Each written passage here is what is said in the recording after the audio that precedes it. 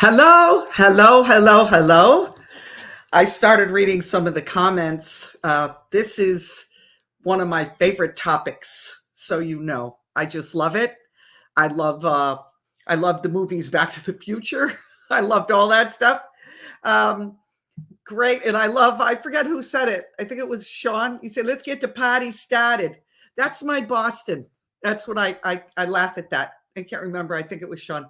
Anyway, hey, everybody. Good afternoon. Some of you are doing dishes, I see. Some of you are eating lunch. Some of you are having a cup of tea like I have. Just welcome to Off the Cuff.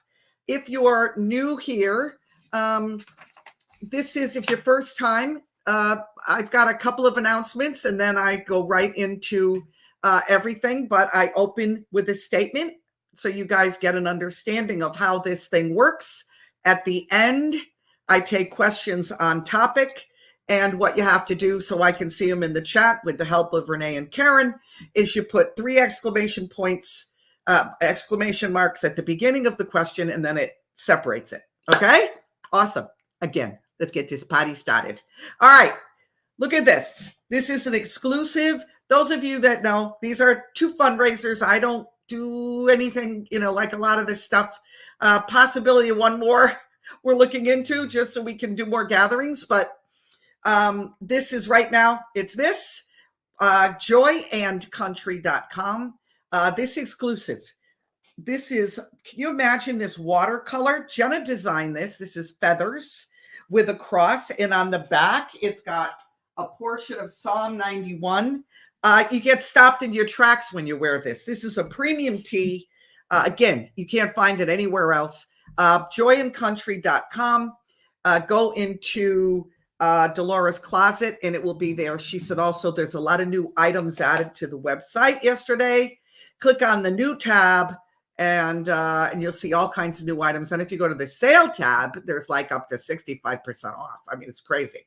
All right. Our other fundraiser is that we partner with an American-made, family-owned pro-life company that has makeup, boom, has hair products, cleaning products, snacks, grass-fed beef. I mean, all kinds of stuff. They've been in business 38 or 39 years. Amazing company. If you can read a little bit about them, if you go to wearetakingitback.com. So you got joyandcountry.com, wearetakingitback.com. Read what's there, leave us your email, and your phone number. Will text you and to give you more information about that. Okay, this Friday on Rumble. If you don't follow us on Rumble for Fab 4, you should. You go to rumble.com, look up The Gathering, Dennis and Delora, and every Friday we have Fab 4. It's me and Dennis and 2 other members, Joe Dingle and Charlie Jordan, I worked with Kim of the Gathering team. This Friday is going to be a very different Fab 4. We felt to do this in our time of our country's history. You don't want to miss it. We really need to working through things with God, and we just felt this had to happen. Same thing. Solomon's Porch will be a little bit different as well. Lastly, on Friday, this Off the Cuff at noon, we'll be discussing how to prepare for anything that may be thrown at us. Not trying to scare anybody. You know me, I'm full of hope, not full of fear. But you got to use wisdom. We got to know. We can't stick our head in the ground like an ostrich. So there's a lot of things naturally you don't need money for that you can do with just a little bit of money here and there. That'll be very important for all of you. So please join me Friday at noon. Okay. All right. Time travel. Again, let me tell you the first time people here. I take a very common sense, pragmatic approach to topics. I hear from God. I am a believer. I am actually a pastor and have gifts in the 5-fold ministry offices. If there's anyone here that is part of the body of Christ, so you'll understand that. I pray, I consider insight, I consider any leadings I get, and then I check facts. And If everything at that point lines up, I connect the dots. So I'm not off the cuff is what I feel to do. You really should subscribe. I may feel something may come out in the news and I'm going to come out and talk to you about it. So subscribe so that you know when I'm on. But that's my approach. I believe in being always full of hope, but always knowing what's not true and what's true, what's not fact and what's fact. Even if I don't like it, even if I hear something and I know something is true and other people are saying, no, that's, we want it, this is what is going to happen. And it's not. And I know it's not. I can't tell you that, even if that's what you want to hear. The scripture talks about itchy ears. I'm not gonna itch your ears. Okay. That's just me. God told me I'm a bridge between real truth and the word of God.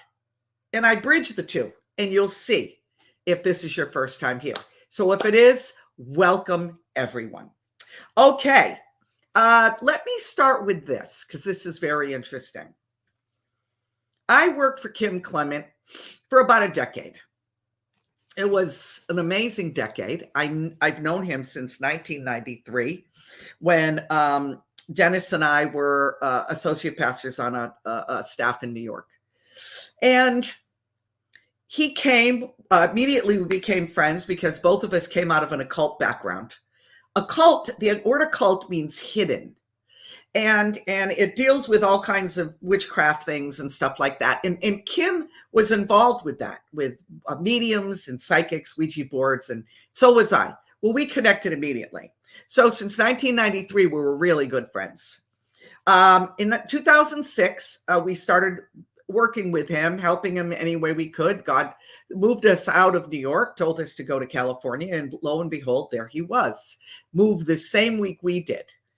And as we were working with him, I was one of these people, and I always do this because I used to do this to my father. The pests. Hey, could you tell me? Hey, could you tell me? That's me. Why?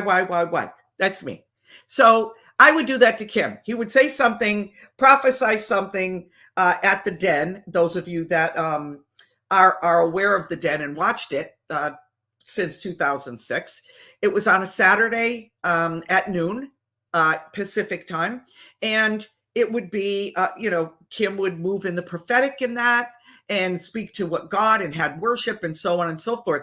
And after that, I would go in his office because he basically lived in the future. I mean, he would say, you're somewhere in the future and you look much better than you look right now. And we would say that all the time in those meetings. And after the meeting, Dennis and I would go, and with our family, Jenna, whoever, we would go back to his office and I would ask him questions. And one time we were out to dinner and I said to him, Kim, I need to know something. How do you get brought to the future? Because it really, for me, it was time travel. I saw it as time travel. And he said, I don't share this publicly, but I've shared it several times now. I mean, he's told me things I can't say, but he didn't ever say you can't say this. He just never shared it publicly. And so what he said to me was, sometimes I could be in a store. I could be in my garden. I could be in bed. I could be working. I could be in the Word. I could be all kinds of places. Doesn't matter when. And all of a sudden, I'm in a black room and I know I'm in the future. And the room is, and I can't even see my hand in front of my face. And things will happen. Like with I don't know if I guess I can say 9/11. He said, I saw two buildings and I didn't know what it was until I saw, I knew it was the East Coast because of the way it looked. And I saw them come down. So I knew that was something like that was going to happen. Sometimes, he said, I come into a room and it's completely dark. And maybe for 40 seconds, I'll see a table with things on it. And what he said to me was, Delora, you see that your cell phone. He said, if I came into a room, say it was 1900, and I lived in 1900, and this happened to me. I was brought into the future, and I was in a room, and I saw a table, and this was laying on it with all these things, and the stuff, that all the little icons. He said I would look at that, and I would come back and tell people there's this little square thing, and it lights up, and there's these little pictures all over it. He said I wouldn't know what it was. He said, so sometimes people, this is what he said to me, sometimes people get frustrated with me because I get brought to the future. I see things and I don't know what they are because we've not been brought into that yet. So a lot of things that we probably might see, even in our own lives, and we don't know what they are. Maybe see it in the spirit, or see it on even in a whatever. You don't realize that those are futuristic things that you just don't understand. I've had visions where I don't understand. What is that? I had no idea. But maybe at some point, which is why I don't share a lot of them, at some point I will understand that. So I'm hoping that explains a little bit about Kim. And he actually time traveled. And I know people are familiar with this because his daughter Danae has played this several times, and I have actually played it a couple of times as well. Very upsetting. I'll never forget it as long as I live. It's one of those markers in time for me. I greeted everyone. I spoke to everybody about the prophetic. He had an audience, and then I would sit in the front row because I kind of was like the floor director, And so Dennis and I were in the front row with our family, and Kim came out, and he was playing and he was worshiping. And in the middle of it, he stopped, and you could see he was no longer with us. He was in the future. And if you got to know Kim, you saw that look come across his face. And he said, and he closed his eyes, and he was trying to explain where he was. So he told his audience and the people in the audience that was there, I'm in 2027. I'm in 2027. He said that. And then he said, where am I, Lord? Show me where I am in 2027. And then he started to weep. He was trying to hold it back, but he went, and then he held it back. Now, we don't know what he saw. I never asked him. I couldn't. I don't think Danae asked him. I don't think anyone asked him. It was a very private moment that was caught on camera. But what I think he saw was his family and him not there, or his family at his maybe gravesite or something. I don't know. But Kim lived in the future. He was the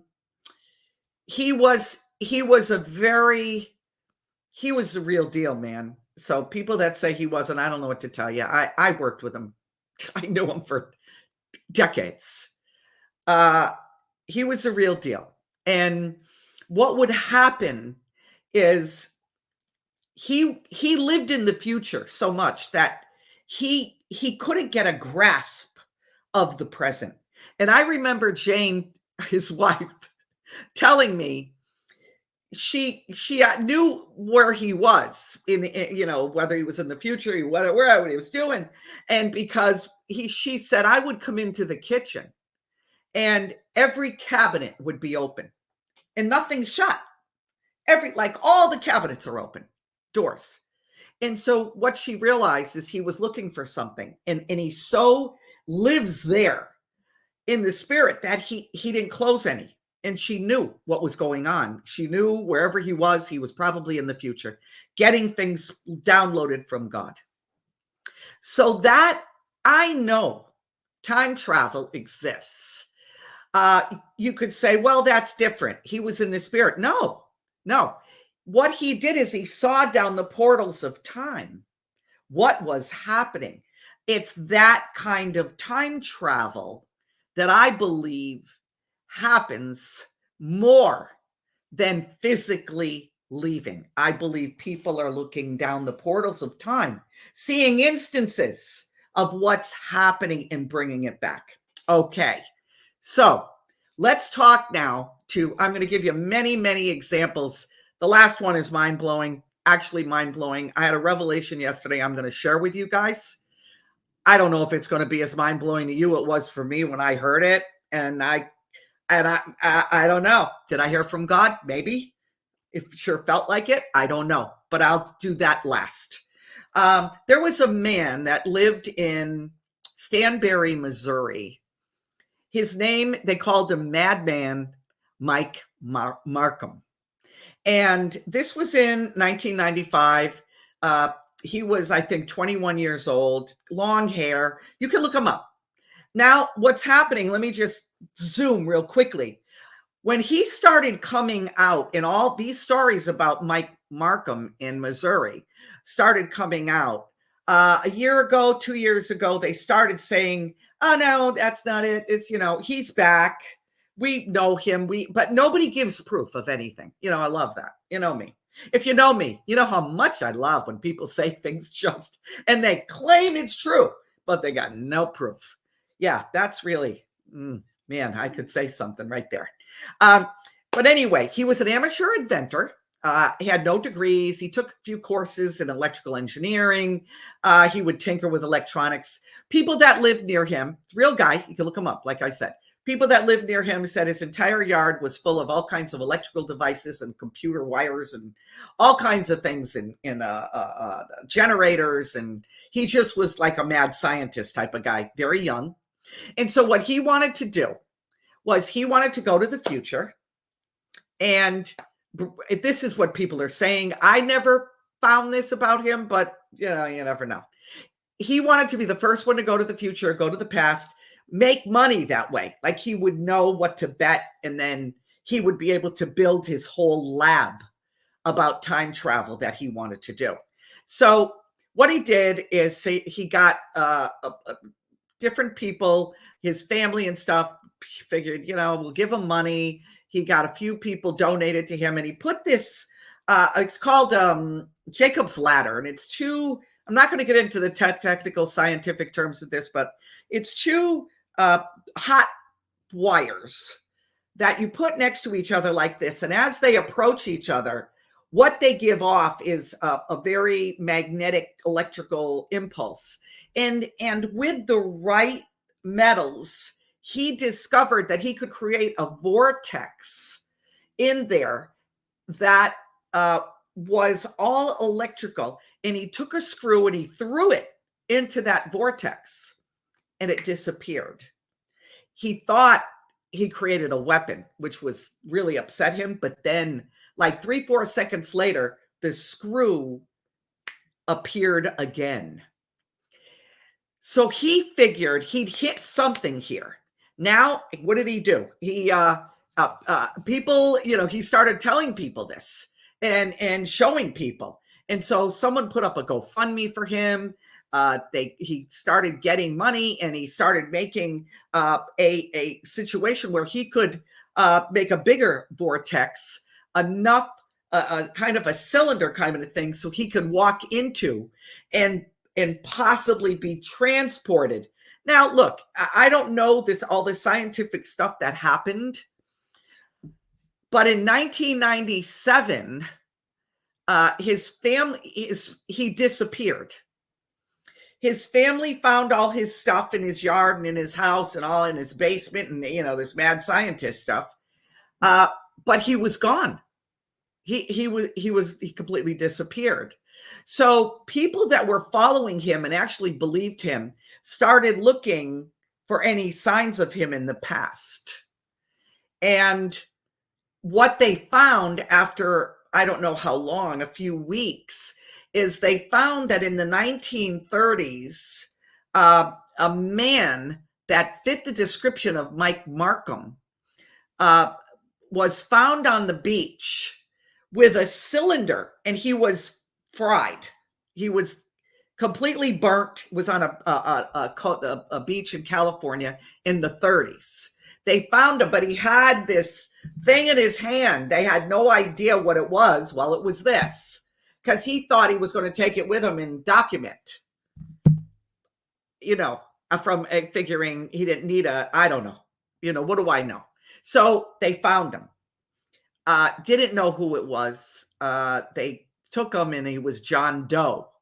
But apparently that was the last time they heard him, and they're thinking that the man they found with the strange burnt up piece of metal in their hand in the 1930s in a tube was probably Mike Markham. Very interesting story.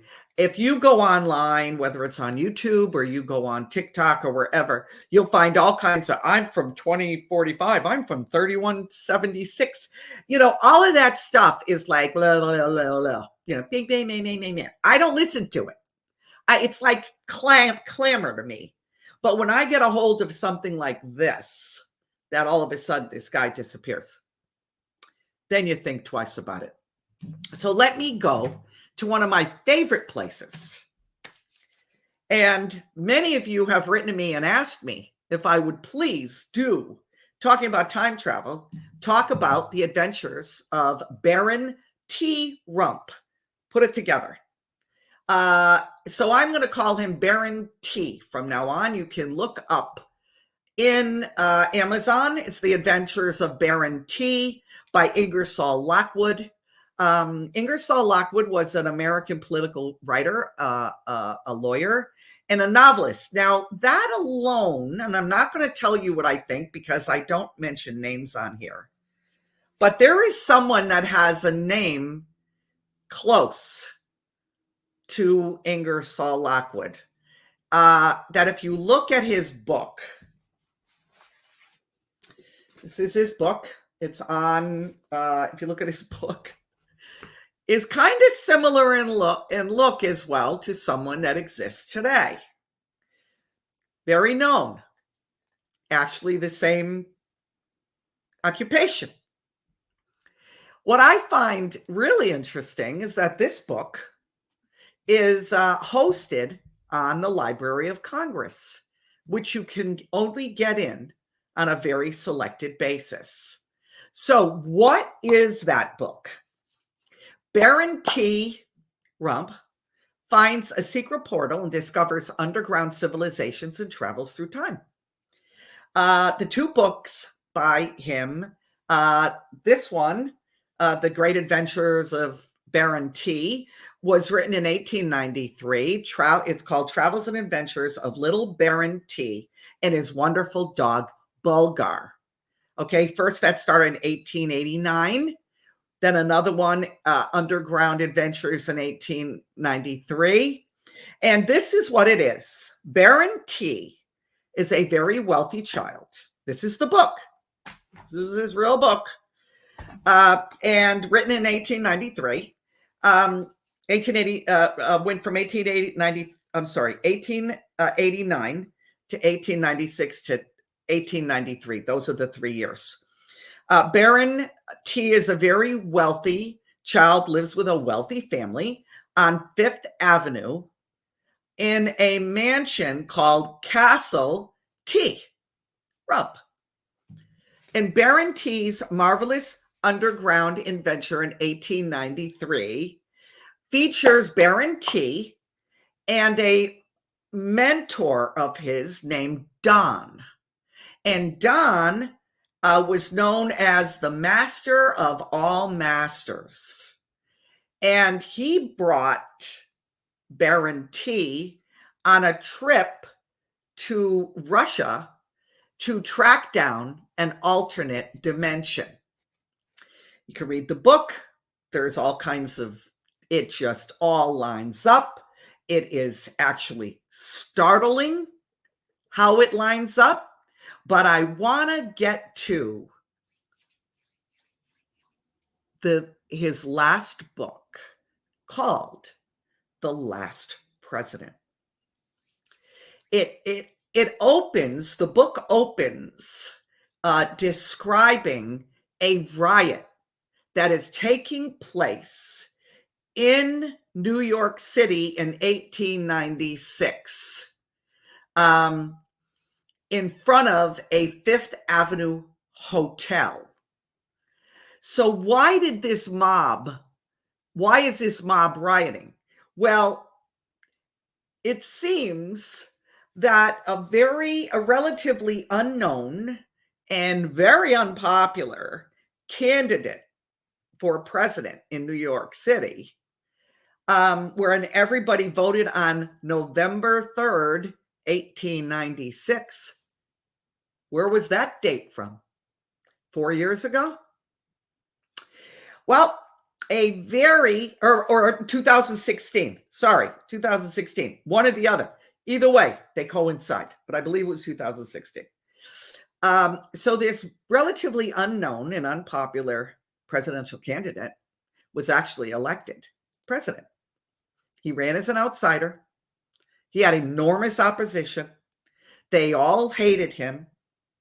He wins and causes riots in the streets of the big cities, especially New York City. A quote from the book said, "The entire East Side is in a state of uproar, and mobs of vast size are organizing under the head of New York socialists." And then it says, immediately after his inauguration, he started signing many executive orders. And he started picking people for his cabinet. One of those people was named Mr. Pence. Most of the riots are taking place on Fifth Avenue, in the same location of the now Mr. T Tower. Now I want to read this to you. I want to read, hold on.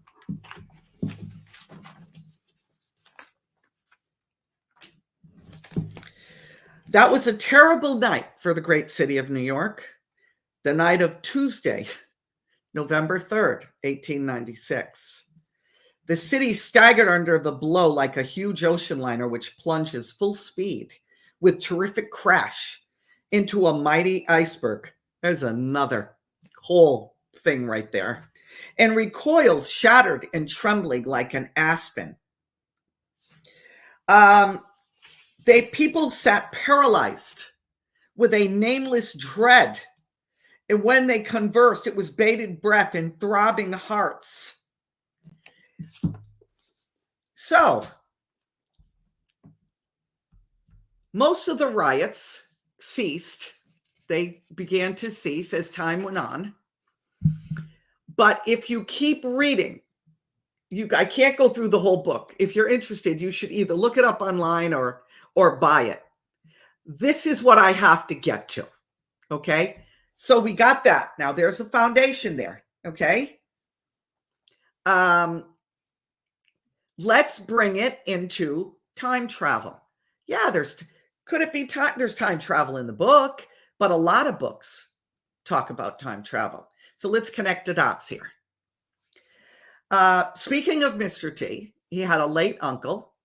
Some of you know this, some of you don't, but I'm going to wrap it all in a bow. He had a late uncle, John, who was a professor at MIT. John T. and Nikola Tesla were friends. I know you guys probably know that. They lived in the same building in New York City. And on January 9th, 1943, 2 days after Nikola Tesla died in that New York City hotel, the FBI called an MIT professor who was very esteemed at MIT and was an electrical engineer. John G. T, who was Mr. T's uncle. Now, I'm going to give you a little sidebar here, and I'm going to read this because I don't want to get it wrong. This is exact. Thomas Edison and Nikola were brutal competitors, and Tesla actually worked for Edison for a short time. He was hired, Edison hired him to work out the kinks in Edison's direct current electrical system. Nikola decided to quit Edison's project, continue to work on his own, even though he had given him everything that he knew about electricity. What do I believe? You look into this, you delve into this. I believe Tesla's the one that harnessed the electrical current for lights and everything else. He gave it to Edison, and Thomas Edison got credit for his work. Because after that came out, his paper, they became mortal enemies. Read about it. You'll understand. I don't want to digress any further, but it's very, very, very interesting. Now, the Office of Alien Property, after Tesla died, the Office of Alien Property, you can look it up, it's all over the internet, came into possession of boxes upon boxes upon boxes, filled up his penthouse in New York of his work. And they needed it to go somewhere. So they had no idea what they were looking at. The Office of Alien Property had no clue. So what they did is they saw these, scientific equations all over everything, all of these papers all over everything, that it was literally like scientific blueprints to so many different experiments, different inventions, that they had no idea if it was dangerous information or whatever. So what they did is they called the FBI to pick it all up. So now here's what happened. When the FBI got a hold of it, they went to John T. He was the most esteemed professor at Massachusetts Institute of Technology, MIT. And what they did is they took all of these boxes and boxes of scientific evaluations, experiments, inventions, and gave it to the uncle of a future renegade president. So now he's got all of this stuff.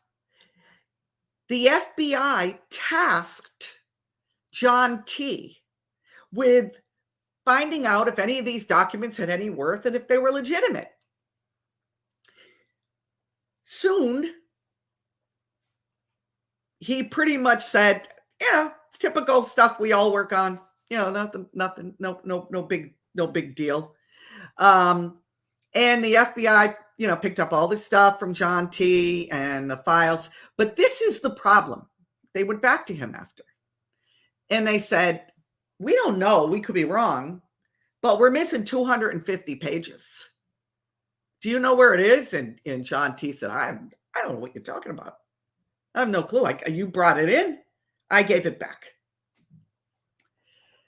Nikola Tesla was obsessed with time travel. He worked on the time machine. It was reported as saying to several people, I actually saw the past, present, and future. Now, how that ties back to Kim, and actually how God, when he looks down the portals of time, is basically what the Bible says, is that just picture it this way. This is the only way I can describe it. Here is time. Here is the past. Here is the present. Let me go the other way. Here is the past. Here is the present. Here is the future. Okay? So here's the past, here's the future. We're in the middle, where I am.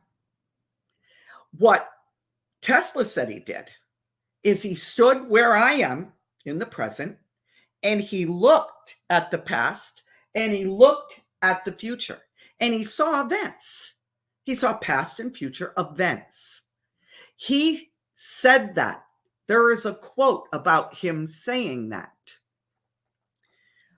But before his death, when he met with many colleagues, he said, I have traveled to the future. Now, did he mean he physically went there? Maybe. Did he mean he saw all and he was there and saw it? Maybe. But this is what I find very, very interesting. Mr. T always seems to know what's going to happen before it does. I'm not making that up. That's not a phantom imaginary thing. I could start at 2012. I could start at and go every year and tell you things he said and did right up until now. He says this does the same thing. How does he know that? Does he time travel? Does someone close to him do that? Does he have access to that?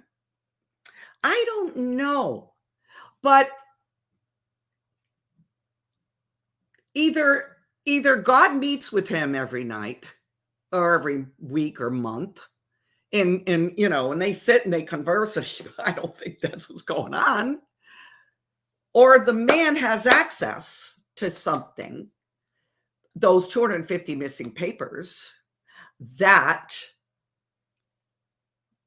give him the ability to see. Sounds bizarre, right? Except this is how interesting this is. And then I'm going to wrap this up with a bow before questions in scripture. But let me say this. Yesterday, I'm putting this together.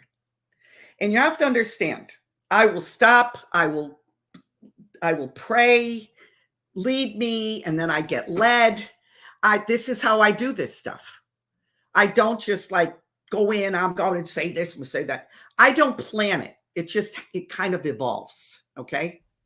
So I'm sitting literally like this, and I'm looking at notes, and I'm looking at missing pages, and I'm thinking, where are they? And I'm thinking, does he have access to the future? Sure does seem that way. Then I thought of something.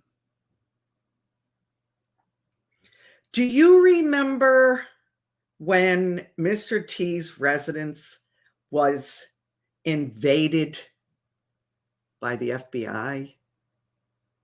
And he said, what are they looking for? They have access to everything I have. What do they want? Why didn't they tell me that they were coming? Why is there no warrant? What were they looking for? Were they looking for the missing 250 pages? Because they know that he knows. They know that he has that ability, that information. What are they trying to do? See, I always knew it was bigger than just stopping him from becoming president. It's bigger than that. It's bigger than that. Very bizarre. Am I right? Only God knows for sure. Am I speculating? Yeah, it's a little bit of conjecture. But let me tell you, when I felt it, it was like it exploded in my spirit. So, Brenda, that's why he says to them, we have it all. Brenda, thank you for that. Yeah.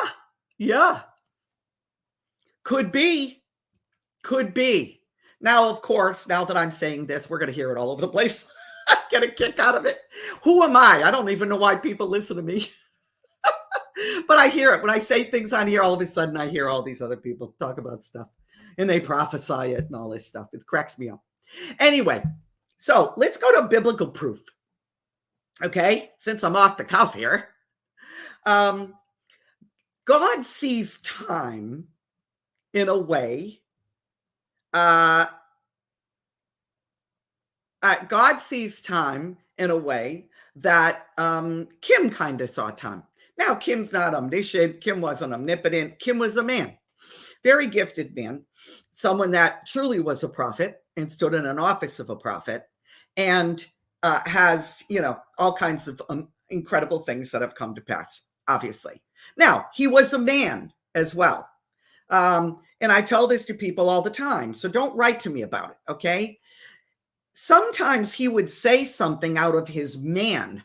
And because he was a prophet, people would think, oh, that's going to happen. And he was just talking. He was just conversing like I'm talking to you guys. So everybody goes, well, he said blah, blah, blah. You have to get in the context of, you have to know him. You have to know the man, actually. But Kim saw down the portals of time. And God sees time in a way that surpasses our own understanding. I mean, you can go to Genesis, Exodus, 2 Timothy, 2 Peter. It all talks about this. But what is interesting, and I want to go there, and I want to read this to you. In Joshua, okay, he was in a war. Okay, let me see. I'll go back. The 5 kings, this is Joshua verse 10. The 5 kings, king of Hebrew, blah, blah, they gathered themselves and besieged Gibeon and made war against them, okay? And even to the host, I'm going to go blah, blah, blah. Joshua ascended from Gilgal, he and all the people of war with him and all the men of might. And the Lord said unto Joshua, fear not, for I've given them into your hands. None of them shall stand against you. And Joshua therefore came unto them. This is the 1559 Geneva translation. Joshua therefore came unto them suddenly, for he went from Gilgal all the night. And the Lord discomfited them before Israel and slew them with a great slaughter at Gibeon and chased them along the way. And as they fled from Israel and were going into the town of Hebron, the Lord cast down great stones from heaven from them, and they died. And there were hailstones, and that killed them.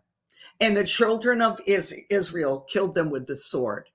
Then Joshua said to the Lord, in the day when the Lord gave the Amorites before the children of Israel, he said in the sight of Israel, sun, stay thou in Gibeon, and moon, stay in the valley of Abjalon. And the sun listened, and the moon stood still until the people themselves avenged themselves upon their enemies. Very interesting. Now, that means if you figure that out in the book, that was approximately 45 minutes to an hour that happened. So that's time stood still. That means that there is time can be manipulated. Okay, that's why I said that. Now here's another one that's fascinating. 2 Kings 20. Again, Geneva. Understand what happened. Isaiah the prophet went to Hezekiah and said, look, God told me you're going to die. You're sick. It's not going to happen. And he said, no, I don't want to die. I got too much to do. And so he said, basically, please, I beseech you, I pray, Lord, give me more time. So what happened was God gave him 15 more years. And let me get the exact thing.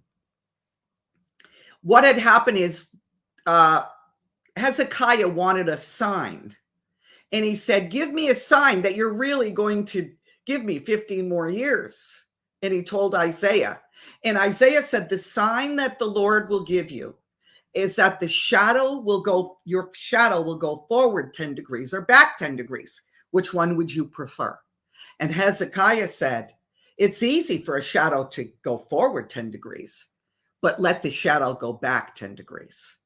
So Isaiah the prophet called upon the Lord, and God brought his shadow back 10 degrees that they saw on the sundial. Again, that was probably 40 minutes, 45 minutes that he brought time back. So he redid time. And he didn't do it just for him. They actually lived that 40 minutes again. In the New Testament, Matthew 16, Peter, James, and John saw a vision of Moses and Elijah with the transfigured Jesus. Jesus just rose, was transfigured. So that meant that Moses and Elijah time traveled from their day, and they went into the future. Revelation 1:10, John the Apostle was given a glimpse of many things. He went into the future, saw and experienced many things that haven't happened yet. John says, this is what he says, I saw a vision, but in this vision, I did not watch them or see things take place. He participated in the events. So for me, in order to participate, you had to be there. So now we've got people looking down the portals of time. You've got people like Kim that have seen the past, present, and future. You've got people, God lives in that. You've got people like John T., who said, I've been there, I've been to both. And then you've got John the Apostle, who was not only saw a vision, but participated in the vision. For me, I rest my case. And then you look at Mike Markow,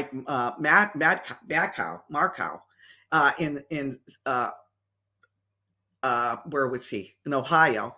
And you realize with all these people and all these things in scripture and our dear Mr. T, time travel exists. Now, in what form, in what way, and how it's used right now, I don't know. But I have a strange feeling that the man is just not brilliant, clever, common sense, like everybody says, he just knows what he's doing. I think he has access to something or someone, and perhaps what they were looking for in his home was the missing pages. Okay. Is this why The Simpsons always predict the future, and what Mr. T is involved with that? I wonder. Yeah, all those question marks and exclamation points in question marks. I agree. I don't know. But The Simpsons are spot on. Okay, let me go back. I'm going to take up some questions. Do you think, hold on. Do you think what we call prophetic dreams are really time travel, especially when the dreams are accurate? Queen Esther, could very well be. Could very well be. See, I don't think it's one thing or another. God uses all things.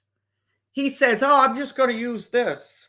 It's like, I say to people that say, Delora, you're so sold out, and you're just crazy, and you say this, you say that, and you believe this, you believe that. And I'm like, look, this is what I know.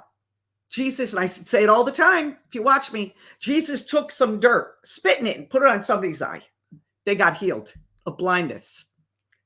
If I did that today, I'd end up in like this, in a white coat. Okay? So for God, all things are lawful. I believe the prophetic dreams. Yes, absolutely. I've heard Robin Bullock prophesy about God giving us our time back that was stolen from us. Could be a supernatural time given us, possibly the pause Trump speaks of. I don't know, Sean. Again, I don't know. Could it be? Yeah. I don't know. And it's hard for me to comment on someone else's, what they are saying. That's like, one of someone saying, well, Delora, she doesn't know about what I just said. I can't, because they don't know me. I'm not that well versed, so I don't know. Could it be true? God only knows what could be true today. I have no idea. Very well could be. Okay, let's see. Are we in a current, future, or past timeline? Okay, that's a whole other show. Okay, and you got to be very careful with that stuff, with the timeline stuff and the dimensions and all that. It can very easily move into the occult. Okay, because Dennis and I know about astral projection, like Dennis firsthand. All right. That is not of God. Because something is available to you does not mean God wants you to deal with it, because it's not of him. It's of him. So for me, timelines, dimensions, I don't know. I'm very, very, very, very careful. When you've been in it as deep as I was in the past with Dennis and I, you're very, very careful who you listen to, what you watch, what it means, I don't take it lightly. I hope that answers your question. I don't know. Dawn. Okay, let's see. Question marks. I don't see any. Am I going to be able to have lunch early? Is this Project Looking Glass, or is that a satanic conflict? Again, wow. That's a whole new let me go down a road with that. And let me kind of, I'm not going to go there. I have information on it. I'm looking for it right now. And I don't think I'm going to go there. Please don't be upset with me for that, Rebecca, but it really is it's related, but it's not. And that could bring me, the way I go, I'll do an entirely new show here. So I would prefer not to do that right now. That's why I didn't bring it up for this show. Anthony Bourdain, alive, or did he experience being Clintonized? He also tweeted, cost of friends are Satanists. Again, I'm going to do an entire show on that man.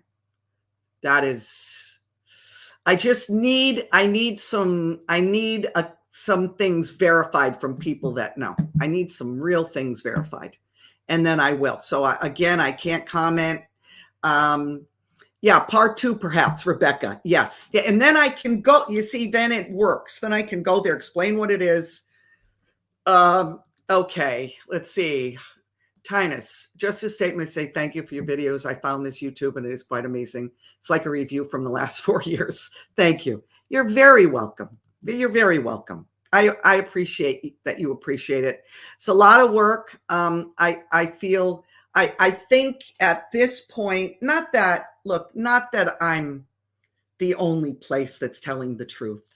Who would, that would be like my ego would have to be like this big and I couldn't walk through a door. I'm not saying that, but there are so few that I know of, and a lot of them do not bridge it with Bible and that whole thing, that it's kind of, I'm a little bit different, and I trust, because I trust myself, because I know I hear from God and I know what I'm getting verified. So whatever I find, that's how I do a show. Wherever I'm led, that's why I do a show. Now, Friday, I'm doing that show because I think it's timely. I got to do that show now. Okay. Sean Allen, 7th lead letter and time travel. Very, Very possible. Absolutely. I don't know Lucas. Um, he's a very intriguing fellow. Could very well be. See, Lucas, here's the thing, and I know you probably live in the same place to ask that question. I never say never if I don't know. If I see things that lead me to an answer, I'm more inclined, like with Antarctica, the Admiral Byrd, that said other lands. Now I know I'm onto something. That's how, but I need that proof of something. That's what I would have to find with him. Hope that helps.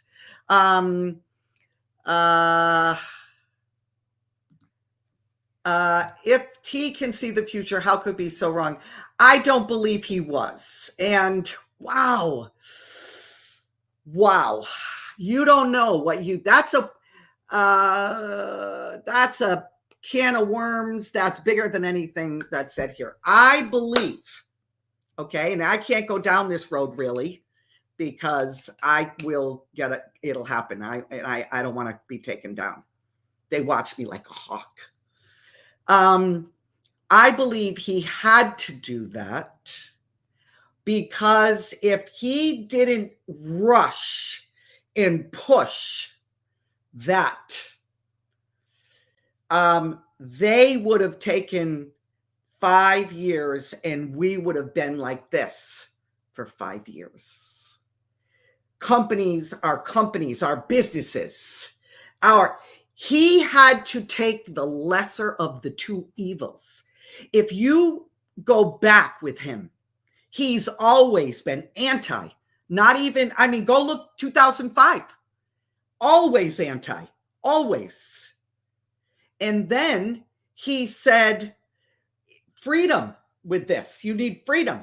And then he said, the two meds that, and he just posted the other day that they can cure cancer, the two meds that he spoke of. So he wasn't wrong about it.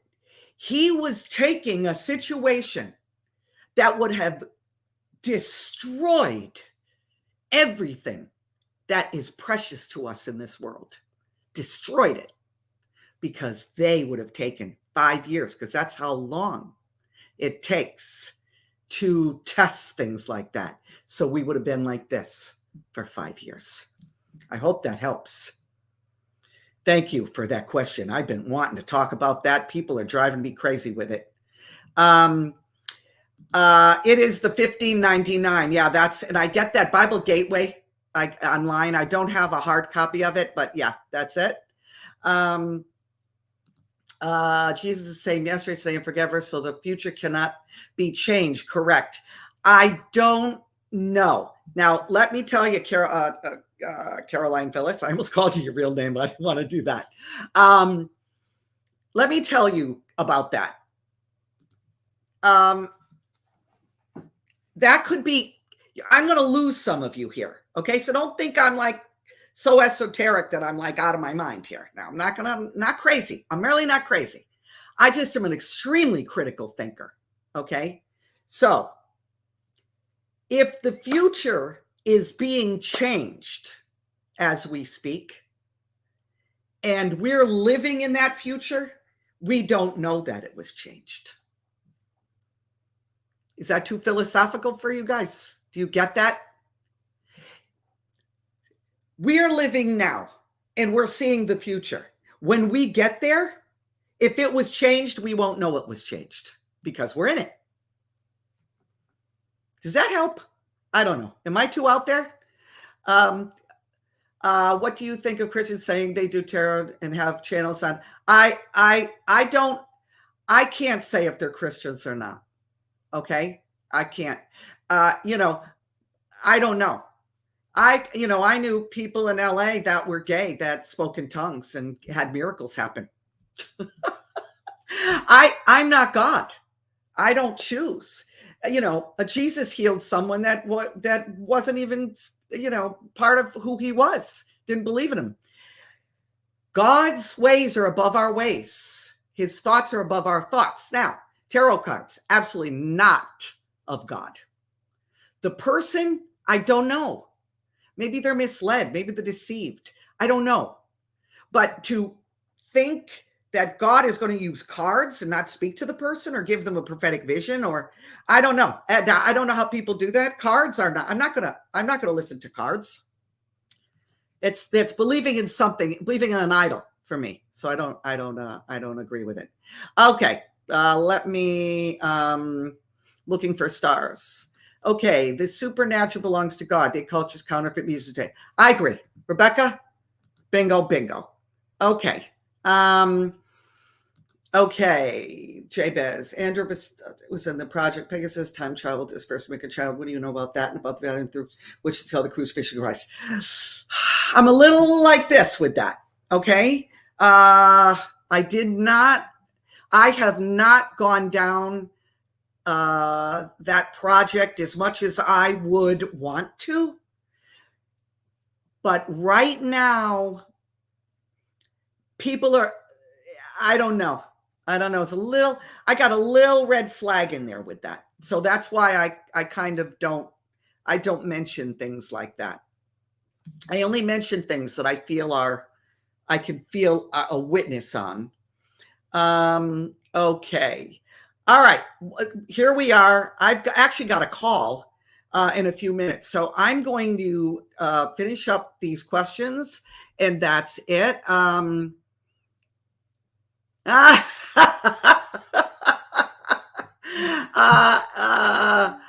Yeah. Okay, Island Girl. Let me tell you, the way I lost the weight, you wouldn't want to. Do you remember I was gone off of here for 6 weeks, and I had gone to a hospital and they almost killed me? That's how I lost it. You don't want to lose it that way. So I'm careful now. That's all. I don't eat after dinner. Let me just say this. I don't eat after dinner. I don't eat in between. And be very careful of fruit. It can be very fattening, and stuff like cheese. If you're going to eat bread, eat it in the morning. Things like that. And only eat whole foods. I don't eat anything out of a bag. So hope that helps. Let's see. Okay. Okay. Molly, great question. Thank you. I just was speaking to someone about that. Let me tell you something. If I put up a Christmas tree and I decorate it, and that's part of my family's thing, and in my heart, I know it's just a Christmas tree. That's like, okay, then you know what? Excuse me. I'm not going to keep this on my shelf that my daughter gave me. That's how I think of a Christmas tree. It's a Christmas tree.